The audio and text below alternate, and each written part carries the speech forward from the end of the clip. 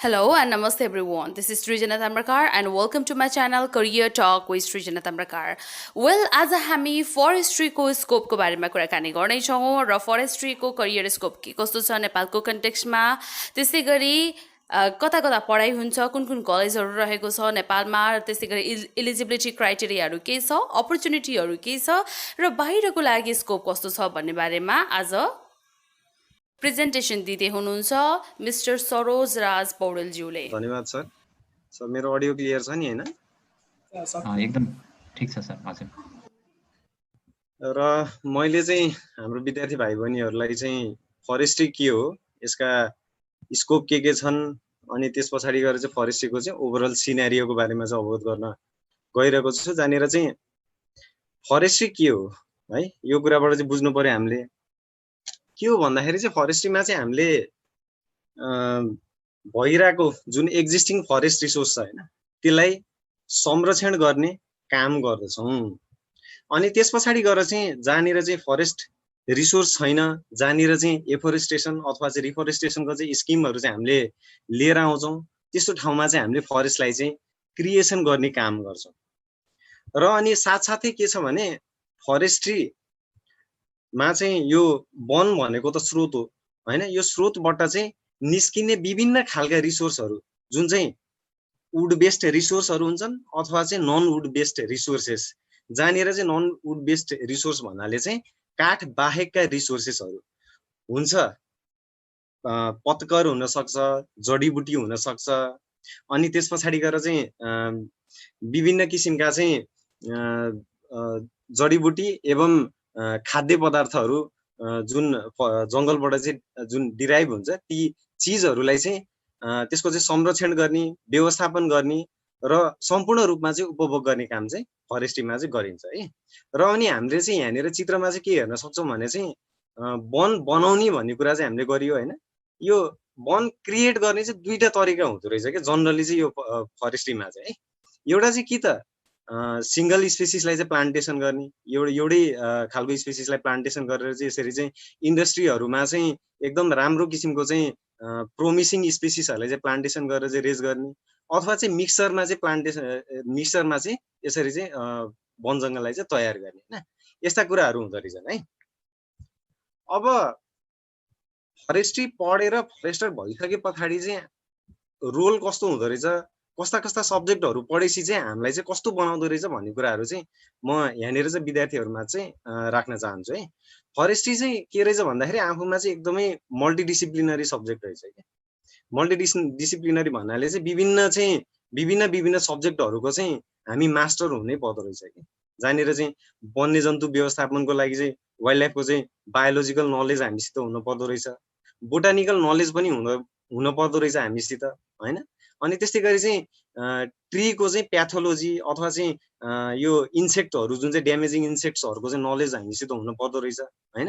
र अनि त्यस पछाडि चाहिँ ट्रीहरूमा चाहिँ कुनै किसिमको चाहिँ रोग ब्याध लाग्यो, प्रकोप लाग्यो हैन, एपिडेमिक पेन्डेमिक आयो भने त्यसलाई चाहिँ त्योसित पनि हामी जुझ्न जानु पर्दो रहेछ कि। यसरी हामी ट्री डक्टरको रूपमा पनि हामी चाहिँ काम गर्दो रहेछौँ। त्यसै गरी चाहिँ जलाधार को चाहिँ व्यवस्थापन गर्ने, नदी नालाको चाहिँ व्यवस्थापन गर्ने खालका विषयवस्तु पढेर त्यसको ज्ञानी पनि हामी हुनु पर्दो रहेछ। त्यसै गरी हामी चाहिँ वातावरणविद हो, अनि त्यस्तै गरी जियोलोजिस्ट भयो हामी। अनि त्यस्तै गरी चाहिँ के छ भने अब यो वन जुन चाहिँ आफैमा चाहिँ प्राकृतिक स्रोत छ नि, यसलाई चाहिँ हामीले चाहिँ मार्केटमा पुर्याउनु पर्ने हुन्छ, बेच्न पर्ने हुन्छ, अनि त्यस पछाडि गएर चाहिँ काठलाई चाहिँ कन्भर्ट गरिसके पछाडि बेच्नु पर्ने हुन्छ, अनि मार्केटको डिमान्ड के छ, सप्लाई के छ, फाइनेन्सियली चाहिँ कसरी चाहिँ यसको चाहिँ कस्ट एस्टिमेसनहरू गर्नेदेखि लिएर ती पाटाहरूमा चाहिँ हामी भिज्न पर्ने हुनाले चाहिँ हामी एज अ इकोनोमिस्टको रूपमा पनि आउँदो रहेछौँ है। अनि त्यस्तै गरी चाहिँ वन जङ्गलमा चाहिँ बाटोघाटो बनाउनु पर्यो, अथवा चाहिँ वन्यजन्तुको चाहिँ वासस्थानको व्यवस्थापन गर्नको लागि चाहिँ एउटा पोखरी खन्न पर्यो मानौँ है। त्यस्तै गरी चाहिँ माटोको संरक्षण गर्नको लागि चाहिँ चेक ड्यामहरू बनाउन पर्यो, अथवा चाहिँ कुनै इन्जिनियरिङ स्ट्रक्चरहरू बनाउनु पर्यो भने वन क्षेत्रभित्र इन्जिनियरिङको काम पनि फरेस्टरहरूले गर्दा रहेछन्। त्यही भएर चाहिँ हामी चाहिँ के छ भन्दाखेरि यसमा चाहिँ इन्जिनियरिङ सब्जेक्ट पढेर पनि चाहिँ हामीले चाहिँ इन्जिनियरिङका कामहरू पनि गर्दा रहेछौँ है। त्यस्तै गरी चाहिँ हामी चाहिँ एज अ फरेस्टर लयर हौँ, जहाँनिर चाहिँ के छ भन्दाखेरि यो विभिन्न किसिमका चाहिँ वनका चाहिँ मुद्दा मामिलाका कुराहरू लाई चाहिँ हामीले चाहिँ के छ भने ट्याकल गर्नुपर्ने हुन्छ कि। त्यसरी चाहिँ हामी चाहिँ एज अ लयरको रूपमा पनि काम गर्छौँ, जहाँनिर जिल्ला वन कार्यालय अथवा चाहिँ के छ भन्दाखेरि राष्ट्रिय निकुञ्ज कार्यालयमा चाहिँ कोर्ट जस्तो चाहिँ सिस्टममा चाहिँ हामीले चाहिँ काम गर्नुपर्ने हुन्छ। पोचरहरूसित अथवा चाहिँ इलिगल लगर्सहरूसित चाहिँ डिल गर्नुपर्ने हुन्छ, जहाँनिर चाहिँ के छ भन्दाखेरि चाहिँ नेपालमा चाहिँ के कस्ता कानुनी व्यवस्थाहरू छ, के कस्ता दण्ड सजायहरू छ, ती कुराहरू चाहिँ लागू गर्नुपर्ने अवस्थाहरू चाहिँ हुन्छ होइन। यसरी सरस्वती भन्नु पर्दाखेरि चाहिँ यो फरेस्ट्री सब्जेक्ट चाहिँ ट्री क्रप, अनि त्यस पछाडि गएर चाहिँ सोसियल साइन्स, त्यस पछाडि गएर चाहिँ जियोलोजी, अनि त्यस पछाडि गएर चाहिँ सोइल साइन्सदेखि लिएर चाहिँ स्ट्याटिस्टिक्स, म्याथमेटिक्स होइन, सबै किसिमका चाहिँ सब्जेक्टहरूको चाहिँ एउटा चाहिँ मल्टिडिसिप्लिनरी सब्जेक्ट भएको हुनाले चाहिँ एउटा कम्बिनेसनको रूपमा चाहिँ लिन्छन्। र यसमा चाहिँ मेजर सब्जेक्टहरू हामीले पढ्नुपर्ने वन स्रोतको मापन गर्ने फरेस्ट मेन्सुरेसनको सब्जेक्ट हुन्छ, जहाँनिर चाहिँ इन्ट्रेस्टिङली हामीले चाहिँ 9-10मा चाहिँ हाइट एन्ड डिस्टेन्सको चाहिँ फर्मुलाहरू पढेका हुन्छौँ होइन। अब त्यसको प्र्याक्टिकल प्रयोग चाहिँ ट्रीलाई चाहिँ कसरी मेजरमेन्ट गर्ने, हाइट कसरी मेजरमेन्ट गर्ने होइन, कस्ता कस्ता इन्स्ट्रुमेन्टले चाहिँ हाइट चाहिँ मेजरमेन्ट गरिन्छ होइन, अनि कन्भर्ट गरे पछाडि चाहिँ त्यसको भोल्युम एस्टिमेसन गर्ने, अथवा चाहिँ स्ट्यान्डिङ जुन ट्री छ होइन, खडा रुख छ, त्यसलाई चाहिँ कन्भर्ट गरेपछि चाहिँ कति भोल्युम चाहिँ हामीले निकाल्न सकिन्छ, त्यस्ता मेजरमेन्टका कामहरू पनि हामीले चाहिँ गर्दा रहेछौँ। र विशेष गरी चाहिँ वन्यजन्तुको व्यवस्थापन गर्नको लागि चाहिँ हामी चाहिँ व्यवस्थापन गर्नको लागि, वन्यजन्तुको संरक्षण गर्नको लागि चाहिँ फरेस्टरहरू चाहिँ फ्रन्टलाइन स्टाफहरू चाहिँ हुँदा रहेछन् है। अब फरेस्टर कसरी बन्ने त? सामान्य कुरो, बिएससी फरेस्ट्री डिग्री भयो +2 पछाडि, 10+2 पछाडि, एसएलसी पछि चाहिँ के अरे फरेस्टर बन्न चाहेमा चाहिँ आइएससी फरेस्ट्रीको लागि चाहिँ सिटिभिटीका कलेजहरू छन्। पहिला चाहिँ के हुन्थ्यो भने अब यो वन विज्ञान अध्ययन संस्थान हेटौँडा क्याम्पसमा चाहिँ आइएससी फरेस्ट्रीको हेटौँडा क्याम्पस र पोखरा क्याम्पसमा चाहिँ आइएससी फरेस्ट्रीको चाहिँ कोर्स चाहिँ सञ्चालनमा थियो। र अनि त्यस पछाडि गएर पछाडि के भयो भने यी दुईटा आइएससीको चाहिँ यो ट्रियूले चाहिँ प्रवीणता प्रमाणपत्र तह चाहिँ खारेज गरिसके पछाडि चाहिँ यी दुईटा क्याम्पसहरूमा चाहिँ छैन, र अनि अहिले चाहिँ कम्प्लिटली आइएससी फरेस्ट्रीको कोर्स चाहिँ सिटिभिटीले चाहिँ रन गरिरहेको अवस्था छ। र अनि बिएससी फरेस्ट्री 4 इयर्सको प्रोग्राम हो, जहाँनिर चाहिँ हामीसित त्रिभुवन विश्वविद्यालयको चाहिँ दुईटा क्याम्पस छ, हेटौँडा क्याम्पस र पोखरा क्याम्पस। त्यसै गरी चाहिँ प्राइभेट एफिलिएसनमा चाहिँ हाम्रो चाहिँ यो काठमाडौँ फरेस्ट्री कलेज छ।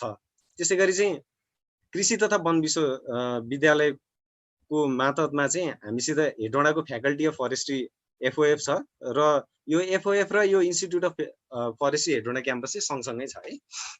अनि त्यस्तै गरी चाहिँ अर्को एफिलिएटेड कलेज भनेको चाहिँ नेचुरल रिसोर्स म्यानेजमेन्ट कलेज जुन कटारीमा छ। त्यस्तै गरी चाहिँ एग्रिकल्चर फरेस्ट्री युनिभर्सिटीको चाहिँ सिद्धान्त क्याम्पस गैंडाको त्यो चाहिँ प्राइभेट एफिलिएटेड कलेज भयो है।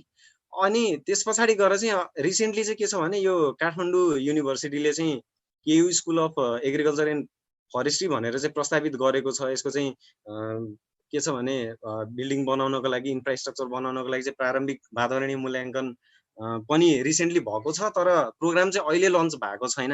मलाई लाग्छ यो चाहिँ अर्को साल चाहिँ लन्च गर्ने तयारी छ। अनि त्यस्तै गरी चाहिँ यो मोरङमा चाहिँ हाम्रो यो पूर्वाञ्चल युनिभर्सिटीको मातहतमा चाहिँ PU college of environment and forestry छ।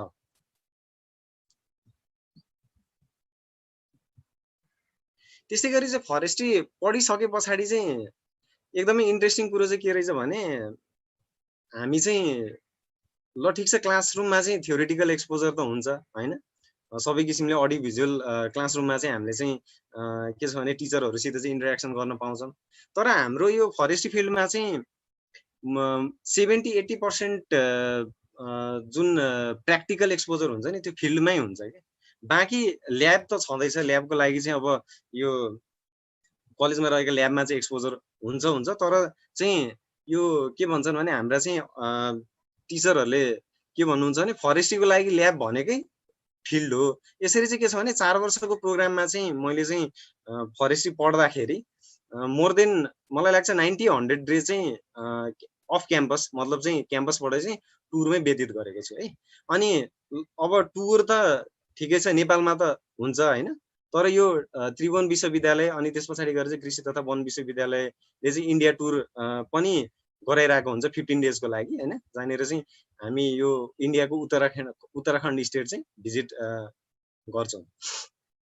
अनि यसरी चाहिँ के छ भने अन क्याम्पस लर्निङ एक्टिभिटिजमा चाहिँ यो एन्टरप्रेन्योरसिप डेभलपमेन्टको लागि चाहिँ विभिन्न किसिमका चाहिँ एक्सर्साइजहरू हुन्छन्, जहाँनिर चाहिँ के छ भने विभिन्न किसिमका चाहिँ एक्सपर्टहरू क्याम्पसमा आएर चाहिँ लर्निङ गराउने सिनेरियोहरू हुन्छ होइन। त्यस्तै गरी चाहिँ अब हामीसित चाहिँ लास्ट सेमिस्टरमा चाहिँ यो 6 मन्थ्सको चाहिँ रिसर्चको चाहिँ थेसिस गर्नुपर्ने अवस्था हुन्छ होइन। त्यसै गरी चाहिँ अहिलेको चाहिँ के छ भने यो 21st सेन्चुरीमा चाहिँ हामी चाहिँ केही यो के छ भने सफ्टवेयरहरूमा चाहिँ हाम्रो चाहिँ अलिकति नलेजहरू चाहिँ गेन भएन भने चाहिँ हामी खासै त्यस्तो टेक्निकल म्यान पावरको रूपमा चाहिँ राम्रोसित काम गर्न सक्दैन। त्यसै गरी अब यो स्ट्याटिस्टिक्स अथवा चाहिँ डेटा एनालिसिस गर्नको लागि चाहिँ विभिन्न किसिमका सफ्टवेयरहरू जस्तो कि SPSS, आर प्रोग्रामिङ, अनि त्यस पछाडि गएर चाहिँ के छ भने फरेस्टमा चाहिँ म्यापिङ गर्ने अथवा चाहिँ के छ भने सुदूर सर्वेक्षण गरेको डेटाहरू के, जस्तो कि हामी चाहिँ सबै कुराहरू चाहिँ फिल्डमा चाहिँ बसेर चाहिँ डेटाहरू कलेक्सन गर्नु अथवा चाहिँ ती कुराहरू चाहिँ चुनौतीपूर्ण हुन्छ। त्यसै गरी चाहिँ हामीले चाहिँ के गर्छौँ भने बसिकन पनि चाहिँ हामीले चाहिँ सुदूर सर्वेक्षण गरेर चाहिँ डेटाहरू चाहिँ लिन सक्छौँ कि। त्यस्ता काम गर्नको लागि चाहिँ ArcGIS अनि Audace Imagine जस्ता सफ्टवेयरहरू चाहिँ हामीले चलाउनको लागि चाहिँ क्याम्पसमा सिकिरहेका हुन्छौँ है। अब यहाँनिर चाहिँ केही कुराहरू चाहिँ केही इन्ट्रेस्टिङ कुराहरू जहाँनिर चाहिँ यो ग्लोबल स्केलमा चाहिँ के छ भने यो ग्रिन हाउस इफेक्ट अनि त्यसपछि गएर चाहिँ क्लाइमेट चेन्जका कुराहरू छन्, यी जल्दो बल्दो कुराहरू भए है। अनि के छ भने यो इन्डस्ट्रियल रेभोल्युसन पछाडि चाहिँ हामीले चाहिँ के गर्यौँ भने वातावरणमा चाहिँ डेभलप्ड कन्ट्रिजहरू विशेष गरी उनीहरूले चाहिँ CO2 जस्ता चाहिँ ग्यासहरू चाहिँ रिलिज गरे, जसले गर्दाखेरि चाहिँ ग्लोबल वार्मिङ भइरहेको छ कि होइन। अब यस्तो किसिमको चाहिँ ग्लोबल प्रब्लमलाई चाहिँ एड्रेस गर्नको लागि चाहिँ यहाँनिर फरेस्टरको रोल के भन्दाखेरि चाहिँ हामीले चाहिँ प्लान्टेसन गर्ने हो कि। भइरहेको जङ्गलहरूलाई चाहिँ डिग्रेडेसन हुनबाट चाहिँ जोगाउनु पर्ने अवस्थाहरू हुन्छ होइन। अथवा चाहिँ के छ भन्दाखेरि नयाँ नयाँ चाहिँ के छ भन्दाखेरि फरेस्ट क्रिएट गर्ने, अफोरेस्टेसन रिफोरेस्टेसन गर्ने स्किमहरू चाहिँ लिएर आउने। यसरी चाहिँ के छ भने यो ग्लोबल चुनौतीलाई चाहिँ हाल्ट गर्नको लागि अहिले वर्तमान परिप्रेक्ष्यमा चाहिँ 1.2 ट्रिलियन ट्रिजहरू चाहिँ हामीले अर्थमा चाहिँ एड गर्नुपर्ने रहेछ कि, यस्तो रहेछ है। त्यस्तै गरी चाहिँ हामी चाहिँ एकदमै के छ भने यो अरू सिनेरियो चाहिँ छोड्दैमा हामी चाहिँ एकदम कन्ज्युमरिस्ट भयौँ रे कि। कन्ज्युमरिस्ट भनेको चाहिँ के भन्दाखेरि हामीले चाहिँ एकदम अनसस्टेनेबल रूपमा चाहिँ रिसोर्सहरूलाई चाहिँ युज गरिरहेका छौँ कि। हामीले त प्लास्टिक बनाउँछौँ, हामीले रबर बनाउँछौँ होइन। यी चिजहरू चाहिँ वातावरणमा चाहिँ गइसके पछाडि चाहिँ के छ भने मिलियन्स अफ इयर्स त्यत्तिकै रहन्छ, जहाँनिर चाहिँ के छ भन्दाखेरि अब नेचुरल चिजहरू के, जस्तो कि यो हनीबीलाई हामीले हेर्न सक्छौँ। यसले त नेक्टरलाई कलेक्सन गर्छ नि होइन, हनी बनाउँछ अनि वातावरणमा चाहिँ एक्सक्रिसन गरेर चाहिँ यसले रिलिज गरिसके पछाडि चाहिँ के हुन्छ, त्यो नेचुरल इलिमेन्ट नै हुन्छ कि। हामी एकदमै अननेचुरल हुँदै गइरहेको छौँ। त्यसरी चाहिँ के छ भन्दाखेरि चाहिँ यो फरेस्ट्री फिल्ड चाहिँ के रहेछ भने हामीलाई चाहिँ यो फिल्डले चाहिँ सकेसम्म दिगो उपयोग कसरी गर्ने, अनि त्यस पछाडि गएर चाहिँ वातावरणलाई चाहिँ कसरी सकेसम्म राम्रो बनाउने अथवा चाहिँ ग्रिन इन्भाइरोमेन्ट कसरी बनाउने होइन। अनि त्यस पछाडि गएर चाहिँ अब के छ भने वन जङ्गलमा चाहिँ आगलागी भयो अथवा चाहिँ त्यस्तो खालको चाहिँ इमर्जेन्सी सिचुएसनहरू आयो भने चाहिँ फरेस्ट्रीका प्रोफेसनलहरू चाहिँ फ्रन्टलाइन स्टाफको रूपमा चाहिँ उनीहरूले चाहिँ काम गर्दो रहेछन् है। नेपालमा चाहिँ के छ र, नेपालमा चाहिँ आधी एरिया चाहिँ के छ भने फरेस्टको चाहिँ कभरमा छ होइन। अनफर्चुनेटली के भन्दाखेरि चाहिँ हाम्रो चाहिँ यो टिम्बरको चाहिँ एक्सपोर्ट र इम्पोर्टको चाहिँ रेसियो हेर्ने हो भने चाहिँ 12 टाइम्सले चाहिँ बढी रहेछ कि। भनेको चाहिँ 55 मिलियन जति चाहिँ टिम्बर चाहिँ हामीले एक्सपोर्ट गर्दा रहेछौँ। त्यस पछाडि गएर चाहिँ 6.5 बिलियनको चाहिँ टिम्बर चाहिँ हामीले चाहिँ के छ भने इम्पोर्ट गर्दा रहेछौँ कि होइन। अनि त्यस्तै गरी चाहिँ के छ भने विभिन्न किसिमका मुलुक जस्तो कि अब टाढामा चाहिँ युनाइटेड स्टेट्स अफ अमेरिकादेखि चाहिँ हामीले चाहिँ टिम्बर चाहिँ हाम्रो कन्ट्रीमा चाहिँ लिएर आउँदो रहेछौँ है। अनि त्यस्तै गरी चाहिँ नेपालमा चाहिँ के छ भने यो डिफरेस्टेसन, फरेस्ट डिग्रेडेसन चाहिँ एकदम नकारात्मक चाहिँ यो अवस्थामा चाहिँ छ, विशेष गरी चाहिँ तराई रिजनमा है। अनि त्यस पछाडि गएर चाहिँ यो फरेस्ट वनमा चाहिँ आधारित चाहिँ हाम्रो चाहिँ उद्योग धन्दाहरू चाहिँ त्यति राम्रोसित चाहिँ फस्टाइरहेको अवस्थाहरू चाहिँ छैन है। अब यसरी चाहिँ फरेस्ट्रीको चाहिँ के छ भन्दाखेरि चाहिँ स्कोप चाहिँ यहाँनिर आउँछ क्या। कसरी चाहिँ हाम्रो चाहिँ के छ भन्दाखेरि नेपालको चाहिँ काठ स्रोतलाई चाहिँ कसरी चाहिँ व्यवस्थापन गर्ने होइन, अनि यो एक्सपोर्टलाई चाहिँ कसरी चाहिँ एड्रेस गर्ने होइन। अनि त्यस पछाडि गएर चाहिँ स्टुडेन्टहरू जुन चाहिँ टेक्निकल मेन पावर भएर चाहिँ 4 वर्ष पढिसके पछाडि चाहिँ निस्किन्छ नि होइन, निस्किसके पछाडि चाहिँ एन्टरप्रेन्योरसिपमा लागेर चाहिँ नेपालको चाहिँ के छ भन्दाखेरि चाहिँ औद्योगिक क्रान्ति गर्नको लागि चाहिँ हामी चाहिँ त्यसरी अघि बढ्ने कुराहरू चाहिँ हुँदो रहेछ है। अब यसरी चाहिँ यो बिएससी फरेस्ट्री गरिसके पछाडि चाहिँ हामीसित चाहिँ कस्ता खालका चाहिँ अपर्च्युनिटिजहरू चाहिँ आउँदो रहेछ है। विशेष गरी चाहिँ अब नोटेबल कुराहरू कि जस्तो कि अब गाउँघरमा पनि भन्छन् नि होइन, यो फरेस्ट्री पढ्छ भने पछाडि चाहिँ यो रेन्जर डिएफओ हुन्छ। खै डिएफओ हुनको लागि चाहिँ चरणबद्ध रूपमा चाहिँ हामी बढुवा हुनुपर्ने रहेछ होइन। विशेष गरी चाहिँ नेपाल सरकार वन तथा वातावरण मन्त्रालय अन्तर्गत चाहिँ 4 वटा विभाग रहेछ है। अहिले चाहिँ 3टा विभाग छ, तर लोकसेवाले चाहिँ के छ भने यो विज्ञापन खुलाउँदाखेरि चाहिँ 4 वटा विभागको लागि चाहिँ विज्ञापन खुलाइरहेको हुन्छ है। अनि यसमा चाहिँ के छ भने यो रेन्जर र सहायक वन अधिकृत बन्नको लागि चाहिँ डिपार्टमेन्ट अफ फरेस्ट होइन।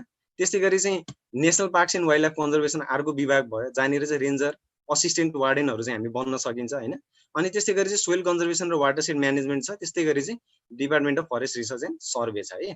अब रेन्जर भनेको चाहिँ कस्तो पद हो भन्दाखेरि चाहिँ यो नायब सुब्बा सरौको चाहिँ पद हो है। यो चाहिँ राजपत्राङ्कित प्रथम श्रेणीको चाहिँ पद रहेछ। त्यस पछाडि गएर चाहिँ यो सहायक स्तर अधिकृत 7औं तहको चाहिँ एसिस्टेन्ट वार्डेन, अनि त्यस पछाडि गएर चाहिँ एसिस्टेन्ट फरेस्ट अफिसर रहेछ है। त्यस्तै गरी चाहिँ हामी टिचिङमा जान सक्छौँ है।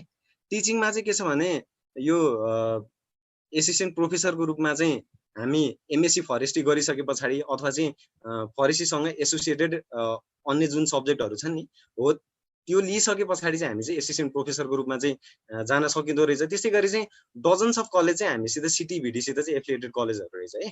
अब यसमा चाहिँ पढाउनको लागि हामीसित चाहिँ बिएससी फरेस्ट्री डिग्री भए पुग्ने रहेछ है। त्यस्तै गरी चाहिँ हाम्रो इन्डस्ट्रिजहरूमा चाहिँ कस्तो सिनेरियो छ, जस्तो कि यो रेजिन एन्ड टर्पेन्टाइन इन्डस्ट्री के जुन चाहिँ यो सल्लाहको चाहिँ फोटोलाई चाहिँ सङ्कलन गरेर त्यसलाई चाहिँ प्रोसेसिङ गरेर त्योबाट चाहिँ तारपिन तेलको उत्पादन गरेर चाहिँ हामीले मार्केटमा बेच्ने इन्डस्ट्रिजहरू हुन्छन्। त्यस्तै गरी चाहिँ कच एन्ड कत्था जुन चाहिँ यो खयर भन्ने चाहिँ रुखबाट चाहिँ आउने हो होइन। अब यसमा चाहिँ के छ भने यो कत्था भनेको चाहिँ एकदमै मेडिसिनल भ्यालु बोकेको चाहिँ चिज रहेछ क्या होइन। यसको पनि उद्योग चाहिँ राम्रो छ हाम्रो नेपालगञ्जमा, अनि त्यस पछाडि गएर चाहिँ यता वीरगञ्जतिर होइन एकदम राम्रो चाहिँ उद्योगहरूको चाहिँ स्थापना भएको छ। त्यस्तै गरी प्लाइवुड पल्प इन्डस्ट्रिजमा हामी जान सक्छौँ। त्यस्तै गरी चाहिँ के छ भने यो जडीबुटी र अनि त्यस पछाडि बास्नादार वनस्पतिहरू के बास्नादार वनस्पतिको चाहिँ एसेन्सियल कम्पाउन्ड्सहरू चाहिँ एक्सट्र्याक्ट गर्ने इन्डस्ट्रिजहरू हुन्छन् क्या, जसले चाहिँ कस्मेटिक्सहरूमा जस्तो कि साबुनमा होइन, जस्तो कि लेमन ग्रासको चाहिँ हामीले चाहिँ लेमन ग्रासबाट चाहिँ त्यसको चाहिँ कम्पाउन्डहरूलाई एक्सट्र्याक्ट गरेर चाहिँ त्यसलाई चाहिँ विभिन्न किसिमका साबुनहरू अथवा चाहिँ पर्फ्युम्सहरू बनाइन्छ नि होइन। त्यस्ता खालका इन्डस्ट्रिजहरूमा चाहिँ हामी जान सक्छौँ है। त्यसै गरी भ्यालुएबल स्पेसिसहरूलाई चाहिँ कल्टिभेट गर्ने अथवा चाहिँ प्लान्टेसन गर्ने यो प्राइभेट सेक्टर प्लान्टेसन्सहरूमा पनि हामी आबद्ध हुन सक्छौँ होइन। त्यस्तै गरी चाहिँ एन्टरप्रेन्योरसिपमा चाहिँ सबै किसिमका उद्योग धन्दा चाहिँ स्मल स्केलमा चाहिँ हामीले बनाउनै सकिन्छ होइन। त्यस्तै गरी चाहिँ अब सामान्य स्केलमा चाहिँ के छ भने बिएससी फरेस्ट्री पास गरिसके पछाडि चाहिँ हामीसित नर्सरी कसरी बनाउने होइन, अनि त्यस पछाडि गएर चाहिँ नर्सरीको सबै टेक्निकहरू चाहिँ हामीसित चाहिँ त्यो नलेज चाहिँ हामीसित हुँदो रहेछ है। अनि यसरी चाहिँ नर्सरी खोलेर पनि बस्न सकिन्छ, फर्निचर इन्डस्ट्रिजहरू खोलेर पनि बस्न सकिन्छ होइन। त्यसै गरी चाहिँ कृषि वनका कार्यक्रमहरू चाहिँ गरेर पनि बस्न सकियो। त्यस्तै गरी ट्री गार्डनिङ जस्तो कि आर्बोरिकल्चर गरेर पनि हामीले चाहिँ विभिन्न किसिमका चाहिँ होटेल्सहरू अथवा चाहिँ विभिन्न किसिमका चाहिँ त्यस्तै ब्युटिफिकेसन गर्ने अथवा चाहिँ अर्बन ल्यान्डस्केपमा चाहिँ प्लान्टेसन गर्ने कामहरू त्यसरी पनि हामी चाहिँ जान सक्छौँ है। अर्को चाहिँ के छ भने कन्सल्टेन्सी सर्भिस के कन्सल्टेन्सी सर्भिसेसमा चाहिँ के छ भने कुनै पनि वन नेपालमा चाहिँ के छ भन्दाखेरि चाहिँ यो सामुदायिक वनको मोडेल छ, साझेदारी वनको मोडेल छ, त्यस्तै गरी चाहिँ कबुलियती वनको मोडेल छ होइन। ती मोडेलहरूमा चाहिँ के छ भने यो चाहिँ हामीले अब पब्लिकलाई अथवा चाहिँ म्यानेज गर्ने चाहिँ म्यानेजमेन्ट गर्नको लागि चाहिँ गभर्मेन्टले छोडिदियो नि, उनीहरूले त्यत्तिकै चाहिँ गर्न पाउँदैनन् क्या। कार्ययोजनाले चाहिँ निर्दिष्ट गरेको कामहरू मात्र उनीहरूले गर्छन्। अब त्यो कार्ययोजना जुन छ त्यसलाई चाहिँ बनाउने कसले भन्दाखेरि चाहिँ फरेस्टरहरूले बनाउने भयो होइन। त्यसै गरी चाहिँ नेपाल सरकारले चाहिँ यो वैज्ञानिक वन व्यवस्थापनको चाहिँ अवधारणा चाहिँ लिएर आएको छ, जहाँनिर चाहिँ मैले पहिला पनि भनेको थिएँ कि नेपालमा चाहिँ इम्पोर्ट र एक्सपोर्टको रेसियो चाहिँ एकदमै नाजुक छ कि होइन। जहाँनिर चाहिँ वनको चाहिँ उत्पादकत्व अथवा चाहिँ काठको चाहिँ प्रोडक्सनहरू बढाउनको लागि चाहिँ वैज्ञानिक वन व्यवस्थापन प्रणालीतिर चाहिँ नेपाल सरकारले चाहिँ बिस्तारै आफ्नो चाहिँ एक्जिस्टिङ फरेस्ट रिसोर्सहरूलाई चाहिँ लिएर गइरहेको छ क्या। त्यहाँनिर चाहिँ टेक्निकल काम गर्ने चाहिँ विभिन्न बाटाहरू हुन्छन् होइन। त्यसमा पनि कन्सल्टेन्सी सर्भिसेसहरूको दिन सकियो हामीले होइन। त्यसै गरी जुन चाहिँ प्रारम्भिक वातावरणीय मूल्याङ्कन, वातावरणीय प्रभाव मूल्याङ्कन र अनि यो पाटोमा पनि जान सकियो होइन। त्यस्तै गरी चाहिँ GIS एक्सपर्टको रूपमा अथवा चाहिँ सोइल सर्वे अथवा चाहिँ फरेस्ट सर्वेको रूपमा सर्वेइङको चाहिँ कामहरूको रूपमा चाहिँ कन्सल्टेन्सी सर्भिसहरू चाहिँ हामीले गर्न सकियो है। त्यसै गरी चाहिँ NGO, INGO र कम्युनिटी बेस्ड अर्गनाइजेसन है। यसमा चाहिँ के छ भन्दाखेरि नोटेबली यो IUCN छँदैछ, WWF जुन चाहिँ, अनि त्यस पछाडि national trust for nature conservation छ हामीसित। यिनीहरू चाहिँ नोटेबली चाहिँ वाइल्ड लाइफ सेक्टरमा चाहिँ काम गर्ने संस्थाहरू भयो। त्यस्तै गरी इन्टरनेसनल वाटर म्यानेजमेन्ट इन्स्टिट्युट छ, इसिमोड छ हामीसित होइन। अनि त्यस्तै गरी विभिन्न जिल्लाहरूमा चाहिँ हाम्रो के हुँदो रहेछ भन्दाखेरि यो फरेस्टर सोसाइटीहरू हुँदो रहेछन्। त्यस पछाडि गएर चाहिँ साझेदारी वन, सामुदायिक वनहरू हुँदो रहेछन्, जसले चाहिँ टेक्निकल म्यान पावरका चाहिँ यो फरेस्ट टेक्निसियनको चाहिँ डिमान्ड गरिरहेका हुँदो रहेछन् है। त्यसै गरी अब यो बाहिरको कन्ट्रीमा के छ भने मेरा चाहिँ सिनियरहरू चाहिँ BSc पढिसके पछाडि चाहिँ मलेसियामा, युरोपियन कन्ट्रिजहरूमा चाहिँ उनीहरूले चाहिँ कामहरू पाइरहेको अवस्थाहरू छ होइन। त्यसै गरी चाहिँ पढ्नको लागि चाहिँ क्यानाडा, USA, अस्ट्रेलिया होइन, अनि त्यस पछाडि गएर चाहिँ विशेष गरी चाइना र युरोपियन कन्ट्रिजहरूमा चाहिँ पढ्नको लागि जाँदा रहेछन् होइन। जहाँनिर चाहिँ अब जस्तो GRE गरिसके पछाडि चाहिँ GRE गरेर अथवा चाहिँ TOEFL, IELTS को चाहिँ इक्जाम दिइसके पछाडि चाहिँ ग्रेजुएट रिसर्च एसिस्टेन्ट होइन, अथवा चाहिँ टिचिङ एसिस्टेन्ट होइन, यसरी चाहिँ उनीहरू चाहिँ प्रोफेसरको अन्डरमा चाहिँ उनीहरू स्कलरसिप पाएर चाहिँ गइरहेका छन् होइन। त्यसरी चाहिँ म चाहिँ आफू चाहिँ इन्डियामा पढेर आएँ।